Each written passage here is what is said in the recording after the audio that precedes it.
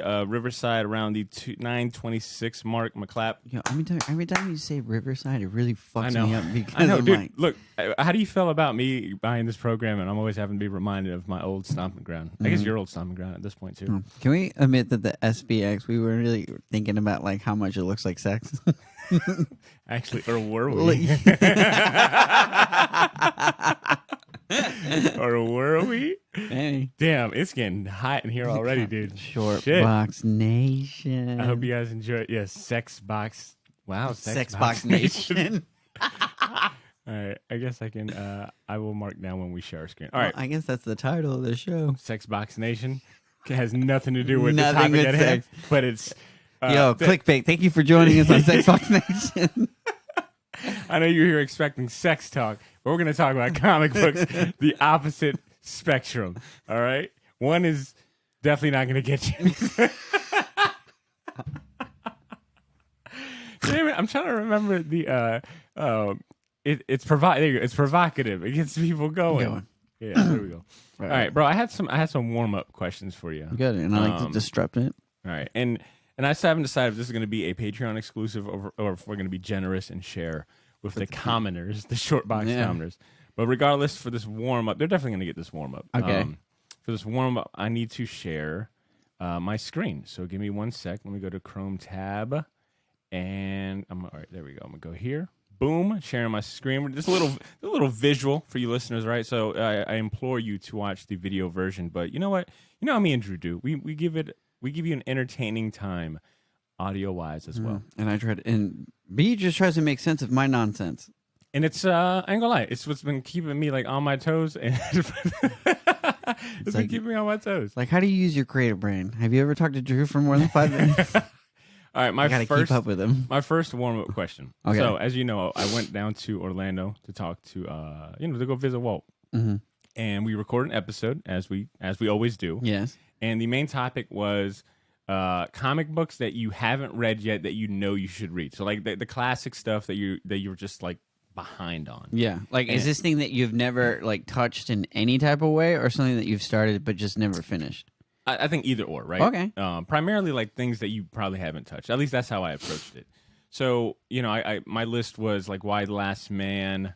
Can I believe I'm brain farting on all of this stuff I did? Okay. But Why the Last Man was like... didn't you record like over a week ago? Oh, it was like Why the Last Man, Preacher, and then I can't recall the third one right now. Okay. But I just remembered that flipping through the previews, they've got this like deluxe edition of Jodorowsky and Mobius's The Incal. Yes.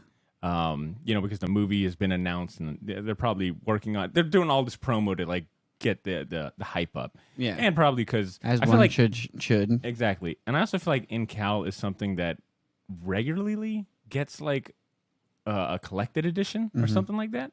But we've seen this every time we walk someplace. I've seen this and just never really delved into it. I think does C have this? Dude, I think C probably has every version of the Incal or anything by Jodorowsky or Mobius. Yeah, so I've definitely seen this before in his collection, if he has it. To be honest, I think the first time I was ever made aware of the Incal was around you at the shop at when we used to work at oh my God, today's just a brain fart type of day. Universe of Superheroes. Yeah, that's where I first time seen it. Yeah, R.I.P. to the best shop. A real comic book shop. Yeah, the last. Well, I mean, let's be real. No, there's some real comic. Oh my God, limit. Taking it to the limit. The limit is the last real comic shop. But anyways, I bring up the Incal. This is my long, convoluted way of saying the Incal. I should also add to my list. I've always started the Incal, but I've never finished it. Have you? Have you ever read the Incal? No. I have not. Like, I'm hyper aware of it. Have you ever started it? Dude, I've probably seen this. I've seen this probably in the sense of like, you know how everybody says that they watched what's that famous Quentin Tarantino movie where it's like all of them? Not Reservoir Dogs. No, Pulp Fiction. Everybody talks about how you can watch Pulp Fiction at any point and you don't know if it's like beginning, middle, end. I feel like every time I've looked up this art, this has been broken down in Google Images so much, like researching him as an artist, that I've probably seen it out of order. Yeah. But I can't tell you that I've actually like physically like flipped through the book. Okay. And I've not read it or aware of it. But I know that it's inspired a lot. We should do an episode where we both read Incal and review it. You know what? That'll be our next. That'd be great. on Me top- trying to sound out words. Like if it's like dealing with like big names, you should get that on camera. Like, yo, Andrew, all right, you want to read for the class? Of course. Can I tell you that I've started? This is a little sidebar, but I started reading. We're doing a Rick Remender episode. Oh my god. I decided to start reading Fear Agent. Have you ever read Fear Agent? Yes. The first 2 issues. Tony Moore. Yeah, And Tradmore or Tony Moore. No, it's Tony Moore. Tony Moore, the sorry. Walking Dead artist. Yep. So my thing reading Fear Agent is one, it's early Rick Remender, so it's interesting to see the way he writes.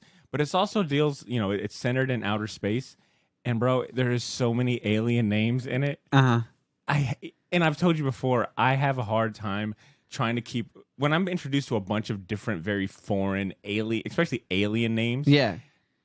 They put like apostrophes Yeah. in different places. Like, K's and U's are popular, and Z's are popular among the alien nation. Dude, for me, it really challenged me because now I'm like, okay, so he's on the planet, it's Liglorb, and he's an alien race, Cleglorbs.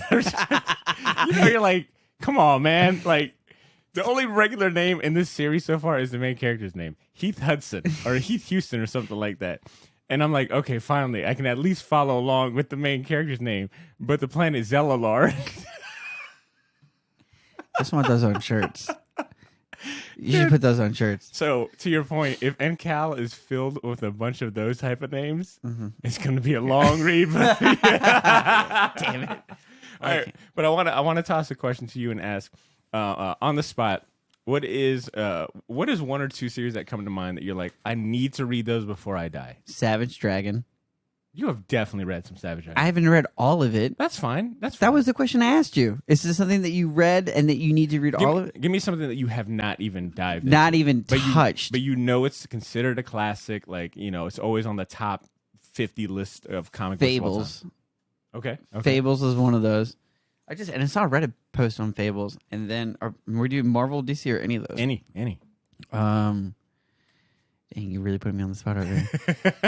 I'm trying to think of. I've never read any of John Byrne's Fantastic Four, so that would be something that I would like to dive into. Okay. Yeah. So yeah, Those aren't too bad. Those are definitely doable. mm-hmm. I'm trying to think of some things that people have taught you can't walk away without somebody like, oh no, Judge Dredd. Judge Dredd would be another one. I have to read a bunch of his stuff. Yeah. Too much stuff. All right, thank you for answering that. My second warm-up topic is taking you through the ringer. Is as I'm flipping through the previews, I see Brian Michael Bendis has got another BMB. He's got another creator-owned title coming out, right? Like I feel like he's getting a lot of his move to DC. I don't think was met with a lot of positive reception. I think people are still kind of complaining about his work on. Well, he's worked on what? Superman. He's worked on Young Justice. Is that where he's currently at right now, or he's doing Legion of Superheroes? And then Legion of Superheroes. Yeah, so he's kind of bounced around a lot, and I don't know if a lot of it has been received. And then was it Naomi? Yeah, Naomi. Yep. So I don't know if a lot of it has been received positively, but I also don't feel like Brian Michael Bendis at this point in his career, he's kind of at that point where he's already kind of he's been here so long, it's kind of cool to hate on him. And I don't know if that's fair per se, but I also can't speak because I don't, go out and seek his books like that. But the reason I bring him up is that he's got a new series coming out through Dark Horse called The Ones. Yeah. And then I sent you a text message immediately, told you, these are the ones. So it's with artist Jacob Edgar. Okay. It's a 4-issue miniseries coming out through Dark Horse. I've got it on my screen for anyone watching along. And it looks like, can't really tell you. The gem of the month. Yeah, the gem of the month, according to previews in the previous catalog. Not really sure what it's about per se. I'm sure I could just read this and find out, but I don't want to bore our fans with my poor reading skills. But my main question is this: how much of Brian Michael Bendis's independent stuff have you read? Because isn't Powers his most that was kind of I don't know if that's what put him on the map, but that was definitely a well-loved series. I think I've read a couple of his he's done a couple of anthology short stories of some independent stuff that I've read, but I've never gone fully into any of it, his independent stuff. I think he has a super independent book about one of his friends having cancer. Let me see if I can find this. I don't know if we're gonna have to. I can't. There's a book that he has where he wrote, and I'm like, oh, this is crazy. Like one of the main characters is sick. So I mean, not to be completely distasteful, but one of the I typed in Brian Michael Bendis cancer on Google. One of the things that popped up was War of the Symbiotes by Brian Michael Bendis, and for a minute I was like, is that the name of the cancer book? But no, it's not. So I'll have to see like some of his. That's fine. That's fine. So you haven't really read any of his independent stuff? No, I've only ever seen it like just in passing. Okay, fair enough. You are someone, and I bring up Brian Michael Bendis because I will give you credit that you are someone that tends to, like, you gave Nick Spencer, I think his Captain America run, that same run that got a lot of hate online when it came out because of the whole Cap Hydra thing. And you actually went back and you had given it a shot, and if I recall right, you were like, "Yo, it's not that bad." Like, I think people were just kind of blowing that out of the water or proportion. So it made me think: is Brian Michael Bendis someone that you would? Is there any Brian Michael Bendis series that have been, negatively spotlighted that you would go back and check out, or is there any of his DC stuff that interests you and at least maybe given a shot?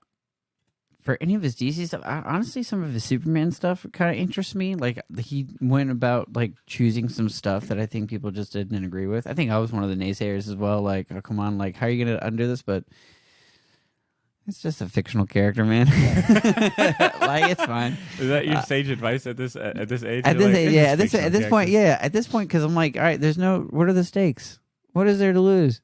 Yeah. Nothing. Yeah, let this man try something completely different. Yeah, I want to read his Legion stuff only because Ryan sucks on it, and I know that is, just for the art alone, I'm right there with you. Also, there's some stuff that I know that he's done, like you know how when you walk into a comic book shop, I think for all of our listeners, if you walk into a comic book shop, some of the things that's really really fun about going to a comic book shop is like looking at the wall and seeing all the expensive shit you passed on that you were like, oh, I should have picked up that issue. Now it's like $80. Yeah.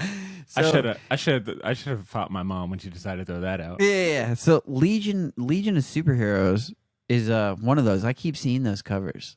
The Legion, there's like two of them. Like I think Brian Michael Bendis introduced Gold Lanterns. That's kind of cool. That's what I'm saying. So it's like, all right, like cool. I'm dope. Like and Legion of Superhero, I love time travel stuff, and hopefully they fuck with the time. I guess I just don't believe that a writer that was once revered can be that bad. I wonder if the reputation precedes him, or like this negative reputation precedes him, and he's completely lost the talent. But I just kind of refuse to believe that. I distinctly remember like, and not to get on the like just like this Michael bashing Bendis feud. I like how you called him Michael. Like, what are you guys like close? Ryan Michael Bendis. Yeah. BMB. The one thing that told me, you're like, yo, how Moon Knight fans absolutely despise Moon Knight Bendis. Oh, he did write. Did he write Moon Knight? He did an 8-issue. I think it was like either 8 issues or 10-issue miniseries of Moon Knight. Huh. Wow. Where he had like the powers of Conchu? No, he had the powers of Wolverine, Spider-Man, and Captain America. I think I remember those covers that you're talking about. Yeah. Let me see if I can pull those. It's David. I think I want to say David Mack did the covers. That's right. It was Maleev that did the covers. Okay, then it is Maleev. Guys, I'm so sorry. I guess this is another. You made up this cancer book? I did make up this cancer book. I'm so sorry. You made up a cancer book for pity. I'm so sorry. You're like Matt Tateo. Like you're the Matt Tateo. I'm so sorry. I didn't mean to.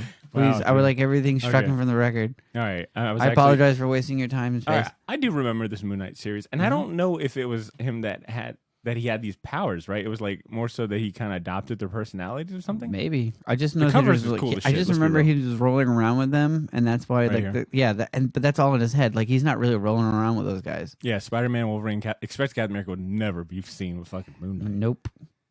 Alex Maleev is a really good artist, man. Oh, he's definitely like, and I put him up there with the. His covers are so striking. What's his name? Bill Sienkiewicz. You know what? I can see why you'd say that. I can definitely. I think Maleev is a little more tame though. Like Sienkiewicz, I feel like he will go balls to the wall. Loosey-goosey, yeah, like real loose with it. With Maleev, I feel like it's a little more structured. Because I'll be honest, some of those old Sienkiewicz, like. Especially New Mutants. When we did our New Mutants episode rereading like the Bear Saga, I'll admit there were some panels I could not make heads or tails. It was like, oh no, these are just a pair of eyeballs. Mm-hmm. Okay, and then sometimes, what's his name? Warlock? Sometimes the way he draws Warlock, I'm like, okay. Like, where is he? You know what I use for reference? Okay. The eyes. The eyes. Where's the eyes? Yeah, that's the hair. There you go. Or dreadlocks or whatever. Okay. Good stuff. Thank you for indulging my warm-up questions. Yeah, thank you so much for sidebarring me. I don't know if that's sidebar is the thing where you're talking to the judge on the side. Hey, Judge, let me tell you, he's guilty as shit, right? All We right, all saw him do it. let's go ahead and get to the main event, and let's go ahead and address the listeners. Right, I want to go ahead and welcome the Short Box Nation and the patrons as well, because they're definitely going to get this video version first and foremost. No, they'll get this episode first and foremost before anyone else. So I want to welcome the patrons. I want to welcome the Short Box Nation for a very special bonus episode, a little casual episode. I got my right-hand man, Andrew Torres, here with me. It's been a minute, so I'm going to give you the round of applause, Drew. Thank God. What up, buddy? I didn't know what you loaded that thing up with. Fart sound. Yeah. Yeah, some stupid Just shit. me saying some outlandish shit that you just sampled. But you edited it so well. I'm just like, well, I can't really deny that. You added horns. I remember distinctly there was horns. I think I have enough incriminating sound bites for you that I could load up everything. Oh, hell yeah. That would be hilarious. But I mean, my favorite one is still. This is amazing. It's a favorite. It's a favorite. I like it's a green. Oh my god. That don't even sound like you anyway. No. That does not sound like Thank you. You've become a grown man. All right. So, listeners, today, like I said, it's going to be a casual, relaxed episode. Me and Drew wanted to hop on the mics because even though we need a break, and a 2 weeks break isn't like crazy to think, considering our frequency of episodes. I just can't get away from recording, right? I generally like recording, and even though I wanted to take 2 weeks off, I figured why not hop on the mics. It's been a minute since you've been on the mic as well. You've been kind of confined to Patreon exclusives, because as you like to say, you got to pay. You got to pay for this type of content, right? You want Drew on? You want to hear Drew? You got to pay. Very true. But we wanted to do something special, and this episode is just primarily going to be a focus on us flipping through the previews catalog, right? For those of you unfamiliar, the previews catalog is a monthly. I don't have a copy with me right now. I had the digital version, but it is a phone book size catalog that features all the upcoming comics, manga, graphic novels, toys, games, Money. apparel.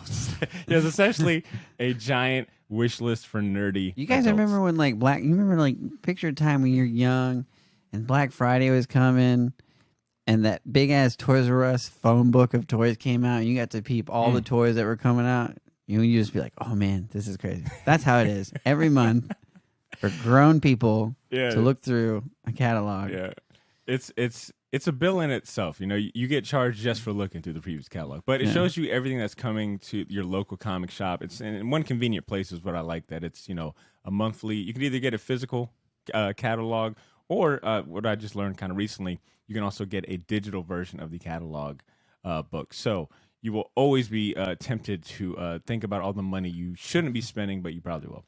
So, as I was saying, each month's catalog contains hundreds and hundreds of pages of upcoming comics, toys, apparel, related merchandise, etc.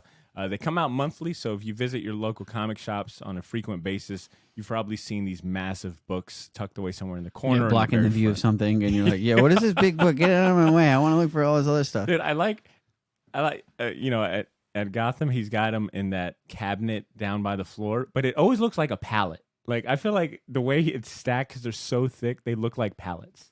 Like just old warehouse pallets. Can you imagine newspaper boys carrying that stuff? And throwing them. Yeah. Extra previews. Read all about it. And when Spend your money as fast as it comes. Bro, when he throws it to your door, it dents the door. Like, honey, are we under attack? Nah, the previews.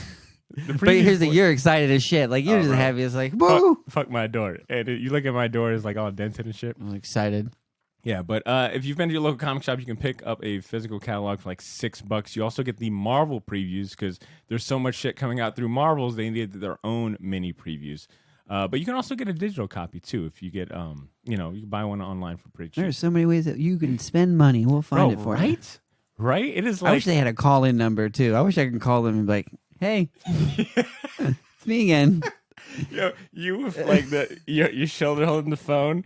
And for some reason, you got a wired phone, so you're twisting the cord as you're flipping through. As you would have to. All right, and then on page 85, there is a Thor statue that I want. Put me down for two. Put me down for two.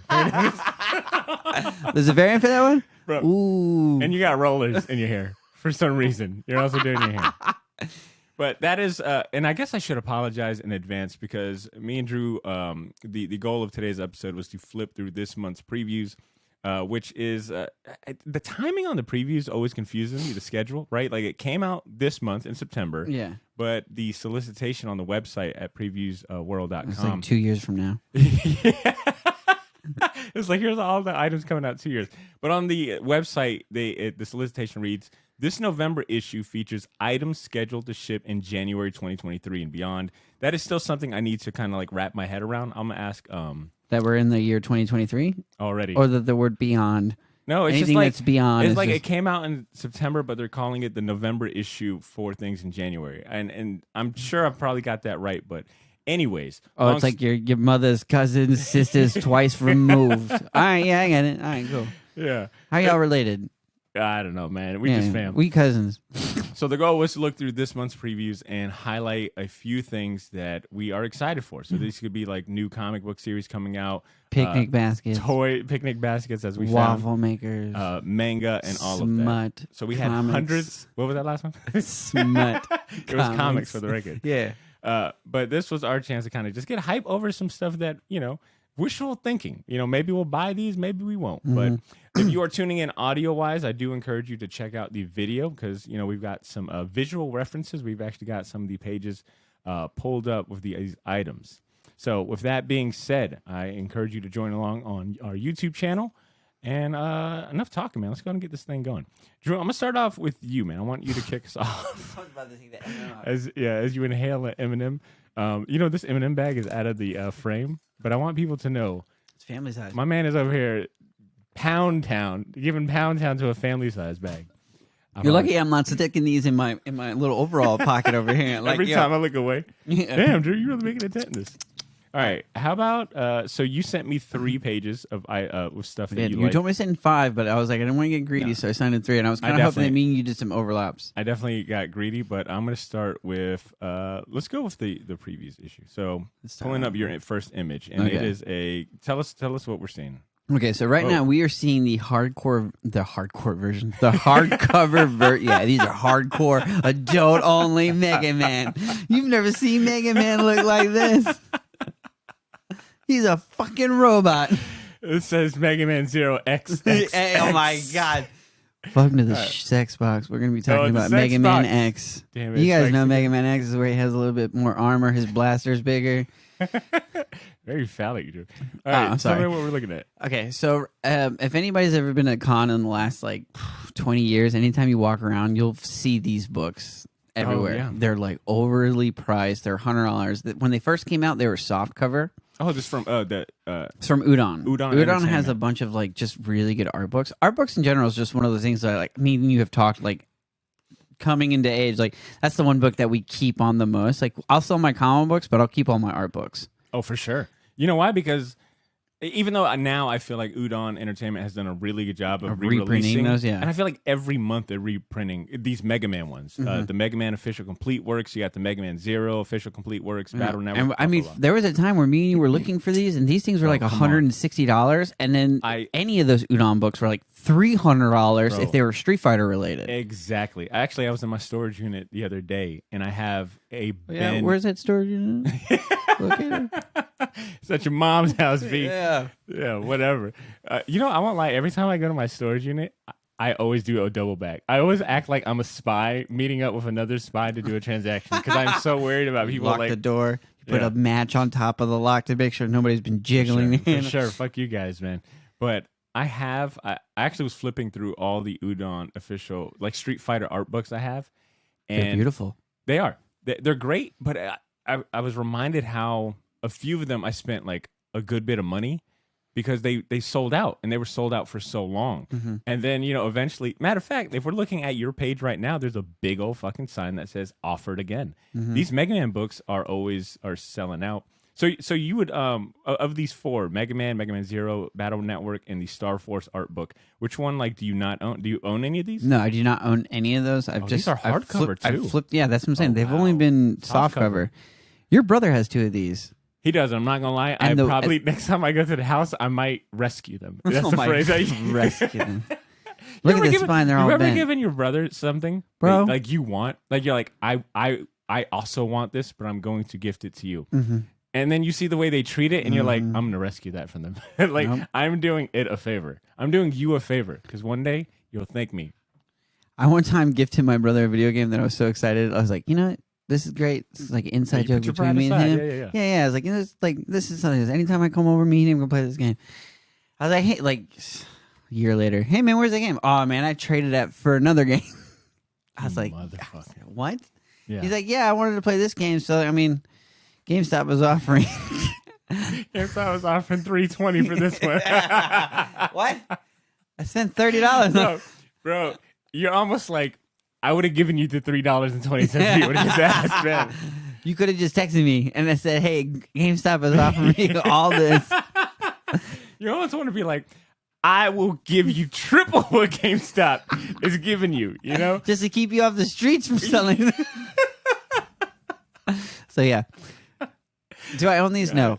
Your brother has two of them. He has the network and the Zero. I just remember flipping through those, and they're dope. I want to know real quick why you know so much about what my brother has. Because me and him, like, he's a big Mega Man fan. Yo, he's the real Mega Man fan. Well, it's because I bought these from him. Okay. I think I bought him the Mega Man, and I definitely bought him the Zero because he was really into Mega Man. And look, if you look, the Mega Man X is not on there. Everything else is on there, but not the Mega Man X. I mean, the Zero's up there. X. The Star Force, even... that one looks pretty sick. That looks like an art germ cover, doesn't it? It does. Let me zoom in. Ooh, yeah, that looked like an art... I suck at zooming in on the iMac, but yeah. And that's the official Complete Works. That Battle Network is dope. I think it goes through all their games, too. And dude, that was, like, to me... Pokemon's very iconic, but when Mega Man Battle Network came out, to me, that was another part of my life where I'm like, oh, this isn't the Mega Man you grew up on. This is Pokemon Mega Man. Well said. And they're not too badly priced. Nah. Like, and hardcovers, that they'll 45? probably, $45. The one I would get the most is probably that Zero, and honestly, the Star Force now, looking at it, because I know nothing about it, and there would be just some dope character designs. That's good stuff. Which is also another thing is, like, have we ever talked about, like, Astro Boy and Mega Man? In what way? Like the similarities? Yeah, the similarities. We've probably mentioned this on the episodes before, but it's one of those things where I always go back to Astro Boy, and I'm like, oh, the reason why I like Mega Man so much is the reason why I like Astro Boy so much. Yeah, I see the appeal. All right, let's look at your number 2 item. So Mega Man Official Complete Works was number 1. Number 2 is, I'm assuming, is this the Boxer? The Boxer, yeah. Okay. Tell me a little bit about this one. I was just, honestly, I don't know why, but I was just looking for anything that was like a number 1 or volume 1 because I just didn't want to be like, oh, I like number 3. Have you read it? No, this just looked cool. I know nothing about it. It just looks really cool. It just says the Boxer, and it deals with a dude that's boxing. So this guy that's just basically like, I don't know, like I'm a sucker for boxing movies, boxing TV shows, boxing animes. So anything that's like boxing related, I'll give a shot. Well, real quick, I mean, the solicitation, is it just titled The Boxer, or is it actually about boxing? No, it is about boxing. It's like this kid that has like this raw power, and then he has this coach that teaches him how to like use it. Oh, that's pretty cool. You know, like a little sensei, like, you know, this guy's raw power, so. Taking the young prodigy under his wing, the two shock the world of boxing fight by fight as Coach K. Bro, you know, if a coach is just by one letter, you know he's a damn good coach. Yeah. Coach K attempts to make you the greatest of all time, but what exactly compels you to keep entering the ring? Nice. So, yeah. Dude, and I love, me and you have talked a lot this month about manga, because that is kind of where my focus is lately. Just trying out new manga. I feel like I've tried out. Do you feel like it's seasonal? Oh, because the fall is coming, and I just want something like, you know what? I think a little bit. It does set the mood. I'll tell you right now. There are so many like factors that basically influence the things that you want to read and get into. And I honestly think that like when it gets cooler in the cooler months and like everything starts to changing. Something about manga to me, like, really just encompasses, like, all that. Because they draw nature in such a way that you're like, oh, okay, this is dope. And I think something, too, about the black and white artwork to it, too, kind of is like, it gives a certain mood, right? It's not, like, warm, sunny, but it's, like, more kind of... You got to use your own imagination. Sure. All right, so The Boxer Volume 1 by simply an artist just by, J.H. Yeah. J.H. J.H. I have no idea who that is. We'll see. All right. So this comes out. Does it have a date? Well, I'm assuming it'd be, November, January 2025 or something like that. Nah. All right. That's pretty cool. 25. I like that. And I like the price too. For $20, you get 232 pages, volume 1. And I think my litmus test lately has been if I like the first volume of a manga, then I mean obviously I'm gonna continue going. But volume 1 is enough story, right? It's way more pages than say like a 22-page comic book. Because I feel like with trying out a new comic series, sometimes the first issue isn't always like the best litmus test. Sometimes I like to give it like 2 to 3 issues. But with manga, volume 1 to me is enough. I mean, you look at this chapters. Yeah. And that's chapters. You're getting like 5 or 6 chapters. Exactly. In this case, you're getting 232 pages of story. Yeah, I don't even know how many chapters that is. And you don't have to worry about, for the most part, you don't have to worry about ads or any filler. I don't think any tie-in comics. So I don't have to buy 17 different covers. They just make one cover. Yeah. So this was a good pick. Let me see. Thanks, all right. man. So what else you got? All right. So your last but not least. So that was the boxer. We already did Mega Man. Boom. This one you There's went my into the Marvel. Marvel previews. All right. So this is on page, I think, 70. And we're looking at Ultraman, the Mystery of Ultraseven, number 4 of 5. But have you read the first? I read the first volume of Ultraman with Of Kyle Marvel's Higgins Ultraman. of Marvel's Ultraman. The covers look awesome. Yeah, well, there's technically, I think this is probably the third volume. So I read the first volume. The second volume, I have it queued up in my library. I love the first volume. I thought it was really good. Kyle Higgins is really doing such a good job with how would you even how do you even want to say it? How do you say the genre of what he's doing? Power Rangers. Like Sentai? Is this Sentai, yeah. So Power Rangers, Black Radiant, same thing. He's fighting monsters, so I think that's really, really cool. Like, I mean, like Kyle Higgins is a good writer, and I think he found his wheelhouse of like, you know how Donnie Cates, everybody talks about how he writes about weapons and how epic it is. Kyle Higgins is just doing a really good job of like mixing like, you know, fighting with monsters and like epic. Like it's almost like once he got that fame from his Power Rangers run, and then he basically took that idea and made it into an indie comic book of Radiant Black. So I see why it makes sense. Like his Marvel stuff is like Ultraman, right? Like it's still in that kind of Japanese pop culture. He pays homage, and it's really well written. Have you read any of the first volume? I remember the covers being very, very sick. It's like Art Adams. I know it was received pretty well when the news got out that that Marvel got the license for Ultraman. Like people like I think like Corey Torgerson, you know, a friend of the show, was like really interested in Marvel's interpretation of it. So I've only heard good things, and if you're telling me that this is so when you say like the third volume, it sounds like volume 1 and 2 were both just like mini series, like 5 issues. Okay. 5-issue mini series. Cool. So I forget what the first one's called. The first one could be just called Ultraman. The second volume, I believe it's Ultraman Trial of Ultraman. Let me see. I'm gonna pull this. And that's the volume 2 that like I'm working on too. All right. Well, that's pretty. Neat. I've just been on this kick of just reading that Alex Ross cover of him standing over. Covers. Yeah. And that's volume. Yeah, Art Adams. No, the Art Adam covers are awesome. Dude, and the interior artwork is really, really fun. It reminds me of like a Stuart Amon meets Jorge Jimenez. And so I guess how much of like Ultraman do you know about? Like, did you follow Ultraman or watch any of the shows? This all stemmed when you had told me about that Spider-Man documentary about like how Japanese Spider-Man. The Japanese Spider-Man, how he inspired Power Rangers, but the fact that this guy exists, like this guy has a whole history on its own. Like he's very iconic. Yeah. And then this move right here, I'm like, this is dope.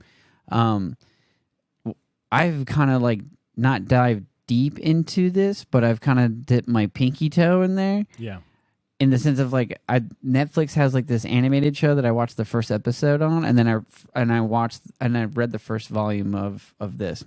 And I think that's what the goal of this series is, right? Like to introduce, maybe I guess reintroduce at this point because Ultraman's been around so long, but reintroduce the Ultraman lore and fandom to American audiences. Because I'm sure this isn't meant to be the end all be all. Maybe for the Marvel stake, but now it's maybe got you interested in checking out some of the older stuff. When I was growing up, there was a show. All these. It's so funny. Like I was watching a YouTube show that basically like broke down like all the shows that were coming up when we were growing up, and like how it was like such Japanese influence. Like you had VR Troopers, Beetleborgs, Power Rangers. Love Beetleborgs. there was something else that was in there too. I forget what it was. I think it's called Silver Samurai. Is it called Silver Samurai or Samurai Centurion? I just remember it was these 3 friends that would go inside of a computer, and then he had like the Ultraman look.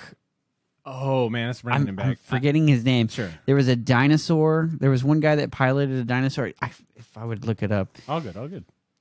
But that came back in the 90s. That was another one that I was like, okay. I probably shouldn't try typing in anime of dinosaurs because I'm getting everything but Dinosaur King, Digimon, and all that. I gotcha. Okay, well, so this is a logical pick for you because you're already reading the Ultraman stuff on on Hoopla or Libby, and this new series, Kyle Higgins that's cool that Kyle Higgins is like staying on this too. That he's getting like the creative freedom to continue doing this. This cover looks rad too. So good stuff. You got anything else to say about your picks? Oh, they're just a whole theme of just like anime. Yeah, you're really anime manga heavy. Dude, like, I don't know. Are we going to speak about the previews? Was this previews getting you jazzed about reading comic books? Like, you, this is like, if this opens, good question. This previews kind of gives you like, if you're far removed, and not far removed, it's just like, hey, listen, I'm going to go take a break. I'm going to read at my leisure. You come back in the previews, it's like, it's the world of multiverse. It's the multiverse of comic books. And you're like, all right, what's good? It is what's happening? That is well said, and I'm glad you brought that up. It is, I think it can be a lot at first, because like, you know, if you're used to reading the physical book, it is a massive, like I always say, it's a phone book size catalog, but it is a phone book size catalog, and a lot like this Ultraman being a prime example, it shows you 4 or 5, right? So you're like, oh damn, I wonder what they're already soliciting the 4th issue of this series, so sometimes you can be lost.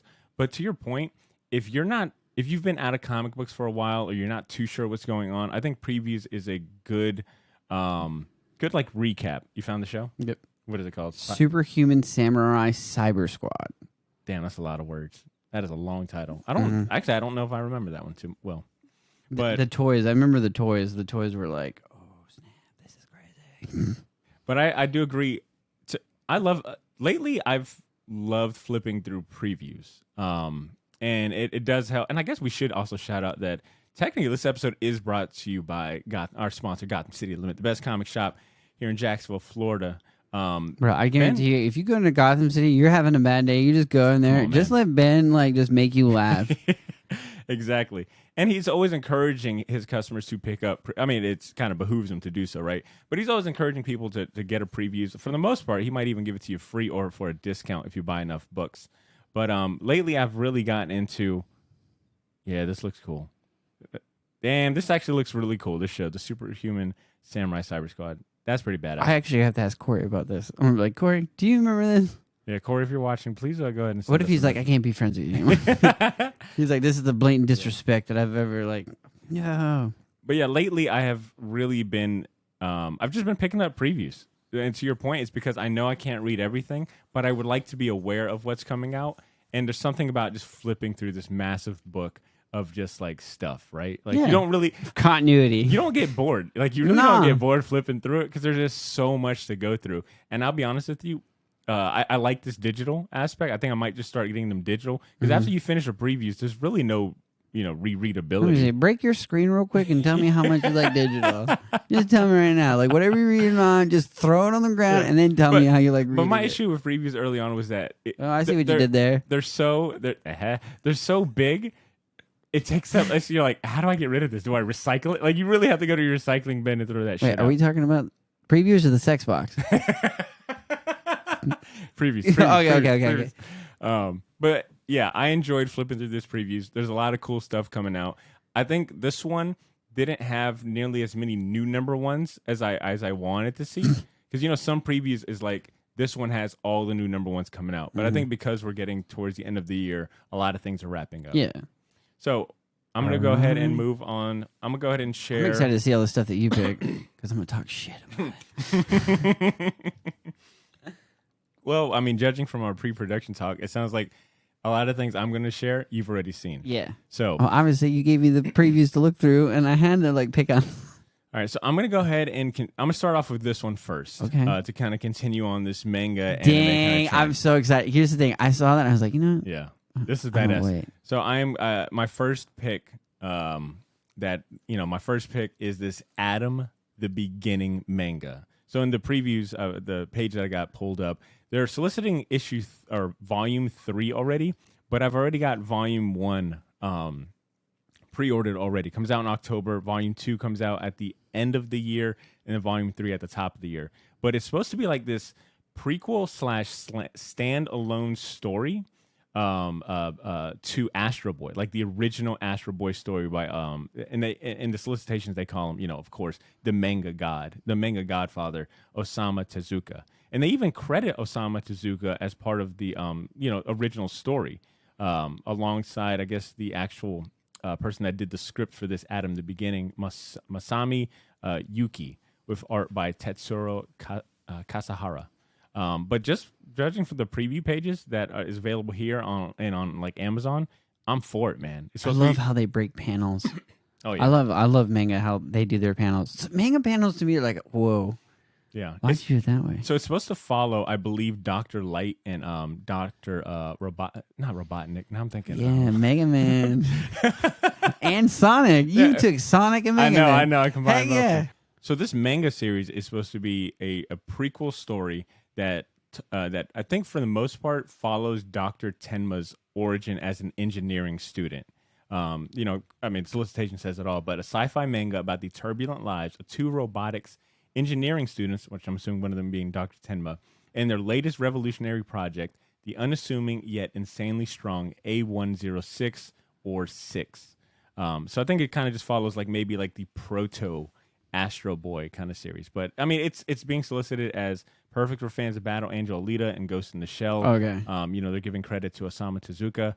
Dude, I'm here for this, man. This looks like a manga right up my alley. Mm-hmm. And as someone that's recently read, like in the last 5 years, read Pluto, thanks to you, I am here for all of this like Astro Boy homage.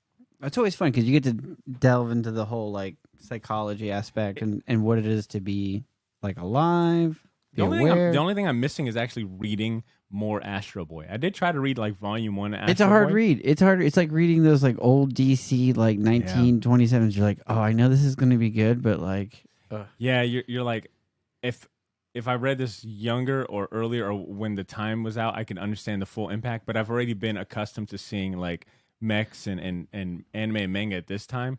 I've really got to like look at it from an eye. But I've been enjoying all this Astro Boy.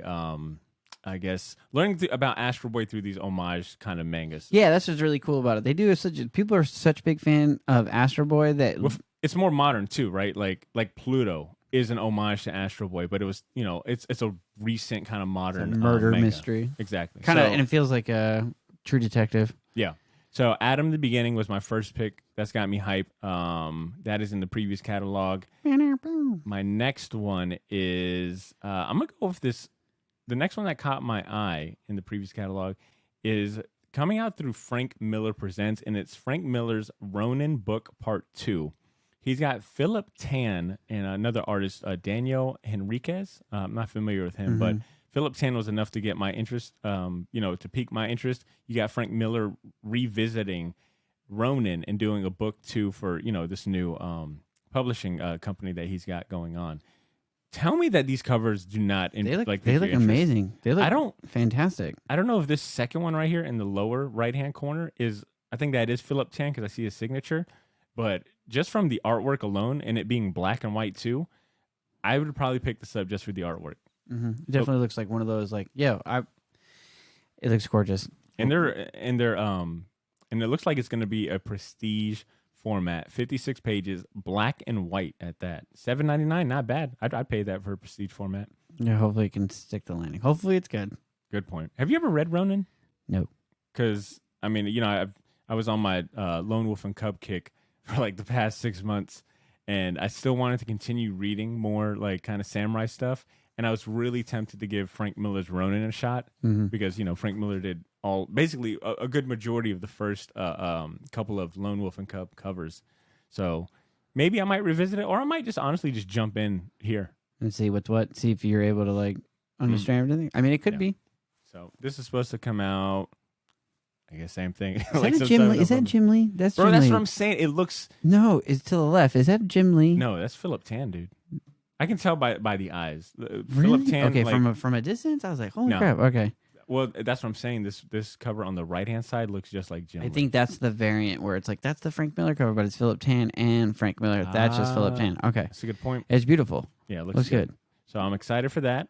And then I've also got. Let me do another comic book before I go. All right, and then the other. All right, I'm gonna do one more comic book. So this was the other one I got. I did 5, so you got to bear with it. This is Doctor Strange is the most natural. Like, Yeah. where do you go from there? You do this. Yeah, and we're hyping up right now. Doctor Strange, Fall Sunrise. It is going to be written and drawn by Trad Moore. You might be America's sweetheart, Marvel's sweetheart. I've never heard anything bad from him. Right? Like, what has he done so far that has given him a lot of the acclaim? Silver Surfer. The Silver Surfer. That one was called Silver Surfer Black, right? Yep, Silver Surfer Black, and then Of he course. did the oh my god, I'm Luther blanking Strode. on it. Luther Luther Strode. Yep. So he's doing his take on Doctor Strange, and in the Marvel previews is where they've got the solicitation. I think they're showing both the front and back page. This might be like a wraparound cover, but Drew, when I looked at this, I had to make sure that I wasn't on shrooms or acid. I was like, yo, this looks trippy, dude. Babe, what did you put in my coffee?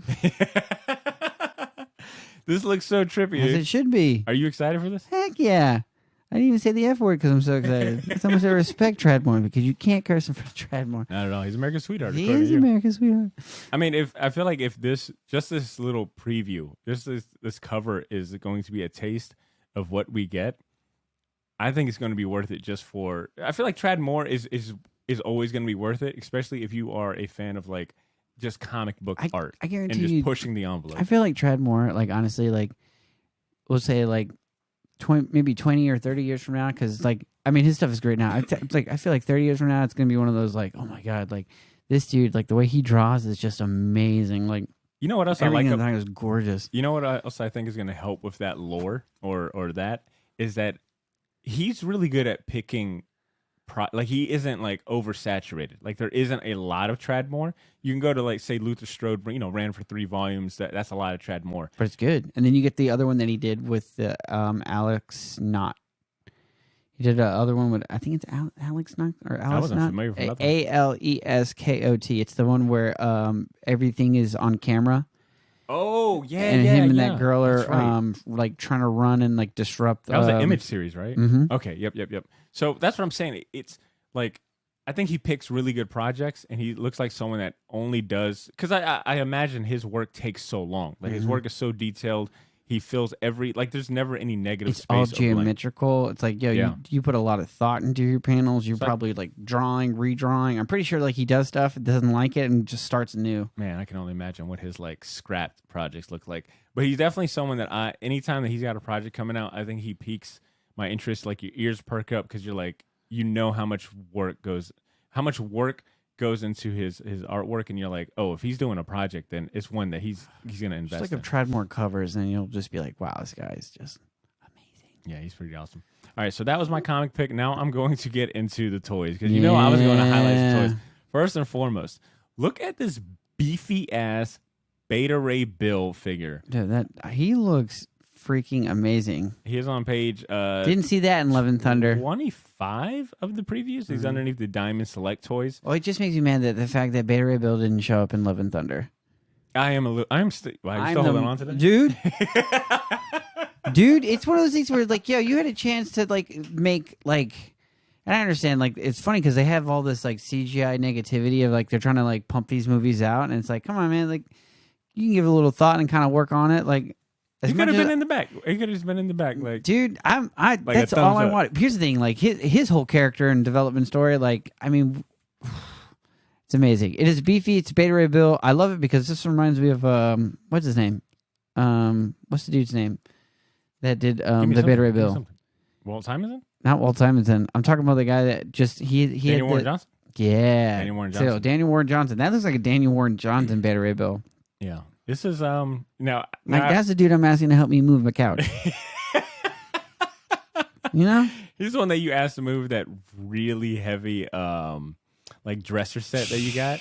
Nah, this is a beefy figure, bro. Yeah. And now, granted, like you also this is the Marvel Select page, and if I'm being real, I think Marvel Select hasn't always been on my radar. Nope. Like once I got into Marvel Legends, I was like, we're not sponsored by Marvel Select, so like, listen to the listeners.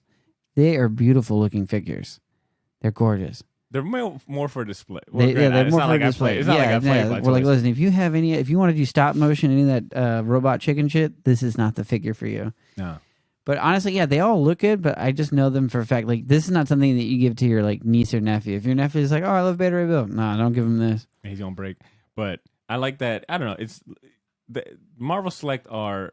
I do like that they've kind of cornered. They've got their own thing, right? Like oversized figures. Mm-hmm. I think they still got like the details down, and they tend to do like really good comic book accurate. I'm about to say like they tend to do some damage because if you've ever seen the Hulk or the Juggernaut ones, like them things is heavy. Yeah, that's a bottom of the barrel type of thing. That guy holds up a foundation. but yeah, he's got his. Jason Bourne would use this figure to basically bash. Yeah, he would anybody. fuck someone up. Like he's got like some agents after him. Mm-hmm. He would use this figure to like throat punch. Yeah, straight up. That Colossus that's pictured right next to him, that's actual 10 pounds of weight holding up. For sure. Yeah, you could actually curl this one right here. But yeah, this Marvel Select Beta Ray Bill figure is awesome. You got the Stormbreaker. You got two different Stormbreakers. You got a regular twirling one and the twirly one. The twirly one. I feel like with a Thor figure, you got to have the twirly one. The twirly hammer, you know? Which is such a gives it some motion. Look it looks like some motion. So, and this Beta Ray Bill figure's got a rad mohawk. It's like a headpiece that he's got. So that was my toy select, and then this is my second one right here, which brings me, I think, to the end of my. No, I got one. Oh, more. I saw those. Yeah, I know exactly which one. The one in the dress, right? Yeah, the cloud in the dress. I love getting to the manga anime toy part in previews. It is like some of my favorite because I love seeing like these. Look what Japan's doing over there. Look at all the cool shit they're making. Look at all the cool shit that we're just now getting. You best believe I hit up Ellis when I saw these Final Fantasy toys. And I was like, before you leave fucking Japan, I swear to God, if I don't have a Final Fantasy figure from you, Bro, I gotta hit him up for all the One Piece. You better get merch. it now because he's leaving Japan soon. All right. Anyways, my as Drew has as mentioned, you saw these two in the previews. There is a Square Enix section, and they are promoting some Final Fantasy VII toys. One of them being a Final Fantasy VII remake Cloud figure in a dress. I think this is from the level where he had to go in disguise on the train, if I'm not mistaken. Oh, really? I think. Yeah, I remember this being a part of it. Like, he had to go in disguise, so he was in a dress, and you had to find... I think it's when you were looking for Tifa, if I'm not mistaken. Nice. Any Final Fantasy VII experts, tell me if I'm wrong. Yeah. But that is... As much as that did catch my eye, that I was like, man... Hey, listen, if you love Cloud, and I know a lot of y'all say y'all do...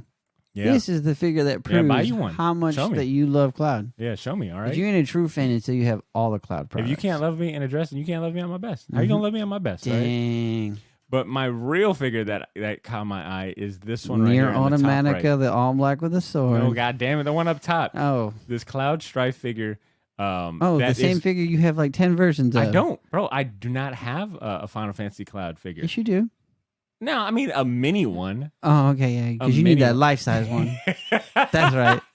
All right, that's right. Let's be real. When it comes to previews, I think you could always ask, "Do you really need it?" And of course, the answer is like, "Not really." I'm just giving you shit because like here's the this is fantasy. But this is fantasy. It is Final Fantasy. Yes, very simple. Listen, we're already talking about the sex box. We're talking about fantasy already.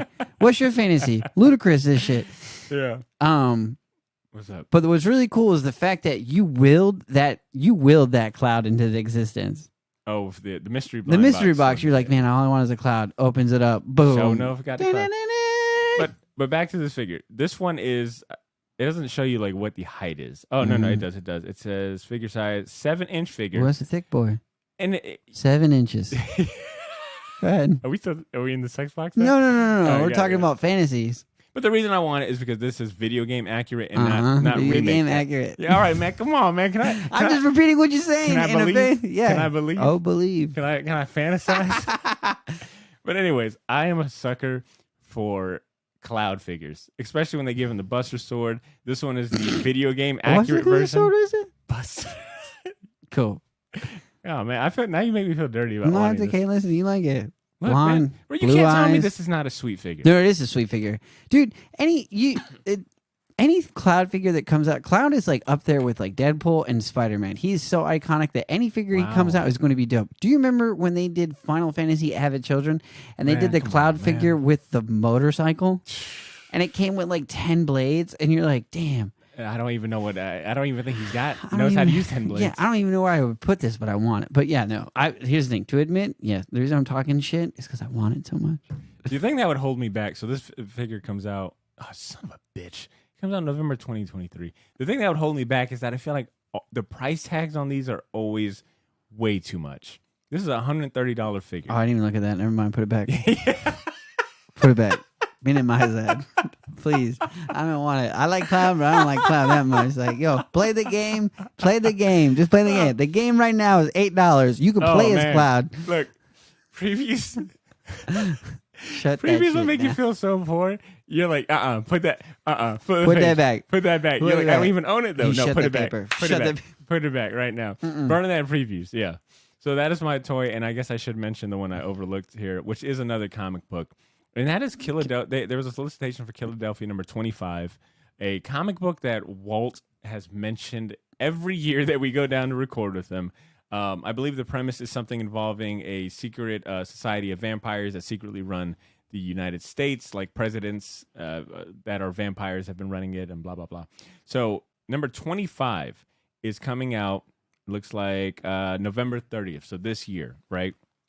And it is being promoted as a perfect jumping on point for new readers. It is a sold-out Eisner-nominated horror series that is continuing on. It is written by Rodney Barnes, who has been the writer behind shows like Marvel's Runaways, American Gods. He also wrote the, I guess, involved the Wu-Tang show on Hulu. Oh, that's pretty cool. Yeah, and then you've got the artist Jason Sean Alexander, who is an artist from Spawn fame. That guy, oof, he does some really good stuff. Yeah. So this my point in bringing this one up is I feel like previews lately, and big shout outs to Troy Jeffrey Allen, who we've had on the show. He works directly for with previews. He does their previews weekly show on YouTube.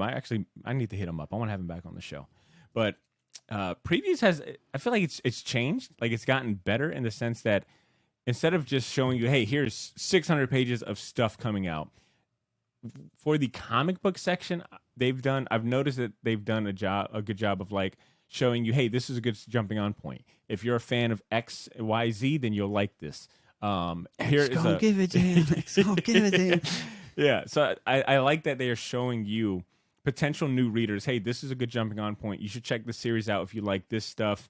Here's our favorite. Here's a little blurb about the insight. So I do like that they've been trying to help new readers potentially navigate through a catalog. I think that's pretty cool attention to detail.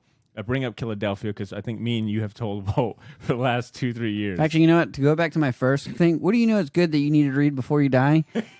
Philadelphia. I should have said Philadelphia. I like to retract everything I said and say Philadelphia. This cover is pretty sick too. What you're going to do is, in the middle of the beginning, just cut it off. Cut off everything I just say and then just put Philadelphia. Yeah.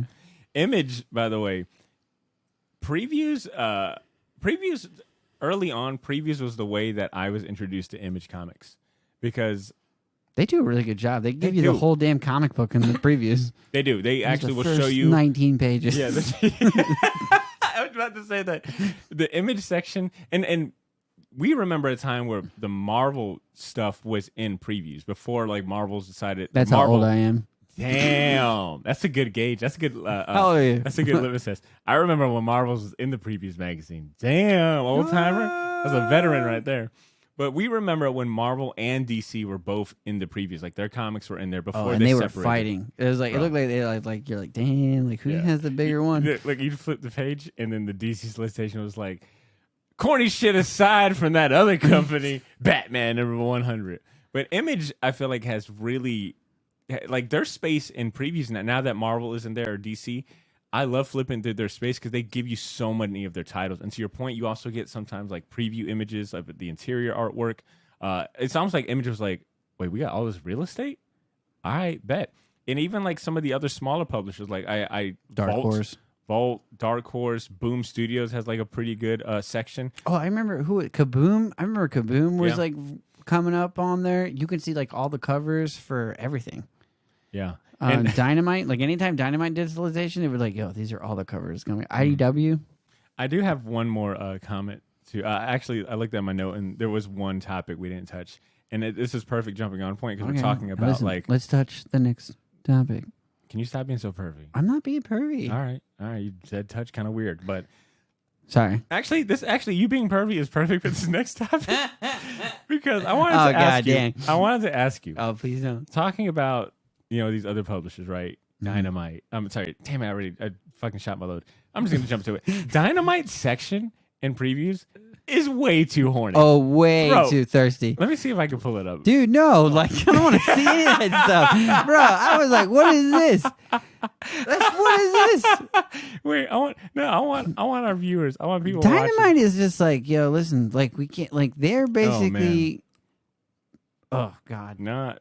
I don't think I'm gonna be able to pull it up. So no, it's so racy. Our viewers are like. I'm sorry. Our viewers are lucky. I can't pull up. Yeah, listen, for our viewers, you guys remember that Marvel, that Frank Cho cover or whatever that like got him in trouble, where it was like, oh, he's kind of showing the woman form in a very like, oh, you don't bend like that. Well, what I'm getting at is, and I do remember that. What I'm getting at is, Dynamite has Red Sonja. They got a Vampirella, I believe. Mm-hmm. I don't think Lady Death is with them, but my point is those three in particular: Vampirella, Red Sonja, Lady Death, and I think someone you call like a Vampire. Yeah, Vampirella. Anyways, those three, they will show you the solicitations, and then they'll show you every cover they've got. Every single one. And it's usually like 20 covers. You're like, damn, how many Vampirella series come out every month? Holy shit, Red Sonja has got another series, and she's got 20 accompanying covers. And how many of those covers are really sexy? Like, every single one of them. All of them. There might be one PG one, but the rest is like cover C, It's like this. And the other is like, what is this? The other one is just like, where do you put the camera? Let's put it here. Actually, you know what?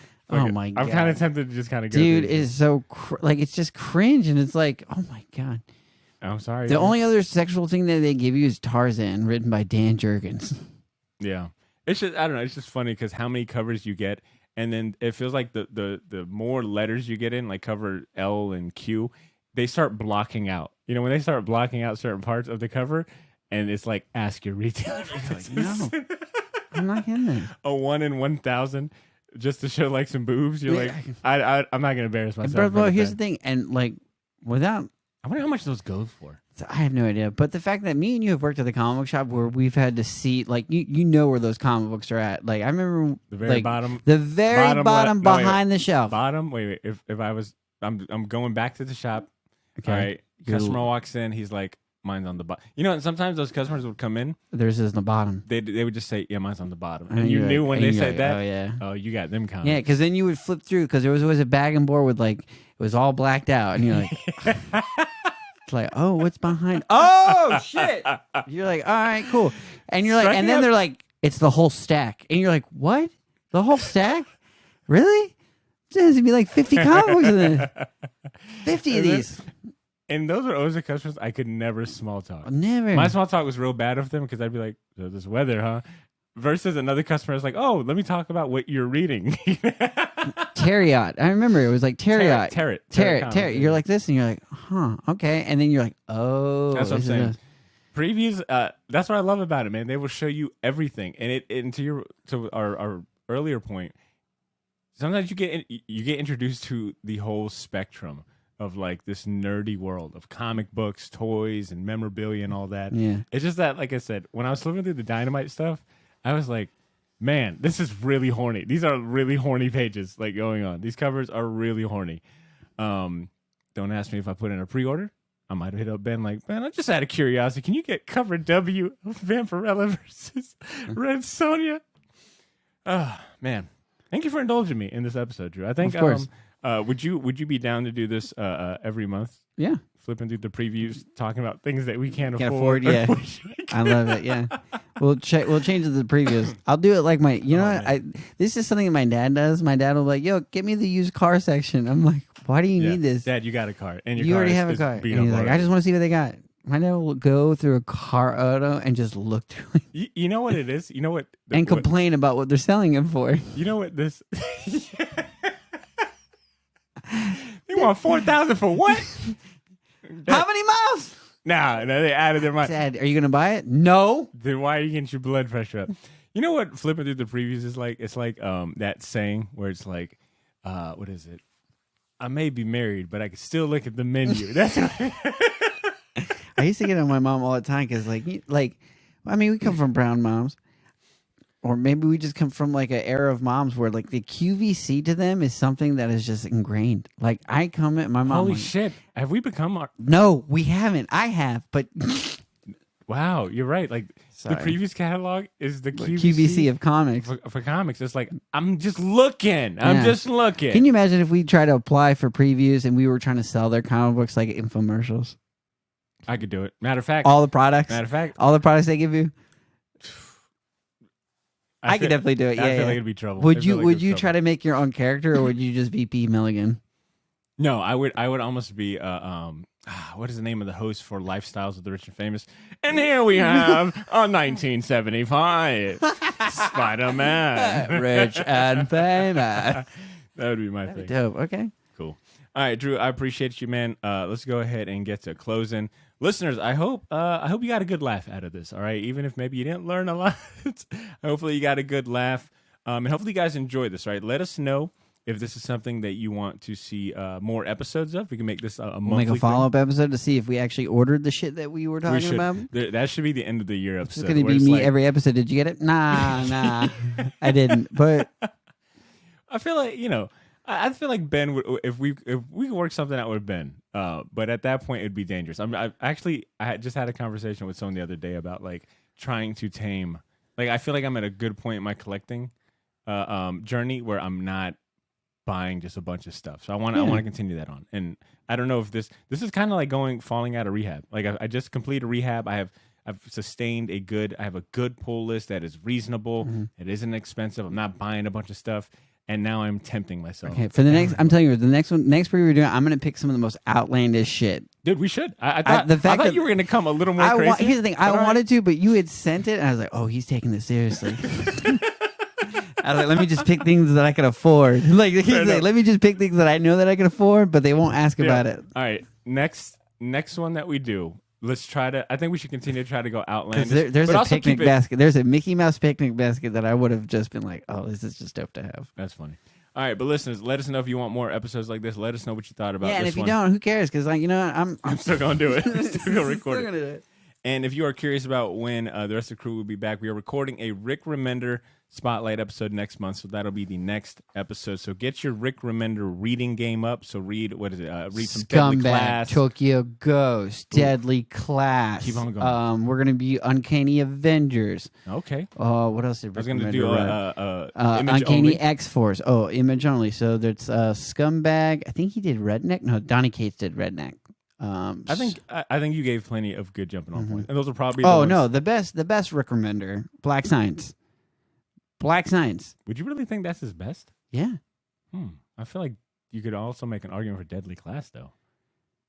Deadly Class is still going, so he has chances to fuck it up or just add whatever he wants. So then, you know what I'm saying? Like, when something ends, you're like, all right, cool, we don't touch it. Like, Black Science to me is just very much like, well, that to me resonates me with a personal level because you have somebody that's very, very smart, but a complete fuck up. As Drew waves at the camera. Yep. All right, fair enough. I'm gonna bring that up to the crew and see. I don't think I'm smart. I just think I'm a fuck up. So. You're like, just to be clear, yeah. All right, but that is what we got for you coming to you next week. Thank you guys so much for the patience. Yeah, coming next to you next week. Dude, come on. What? I'm not saying anything that you're not saying. I'm just looking in the camera, making gestures. It's the way you're saying it. What? Anyways, listeners, as you can tell, it's time to wrap this up. Thank you guys so much for tuning in. You guys take care of yourselves and continue to make mine and your short box. Peace.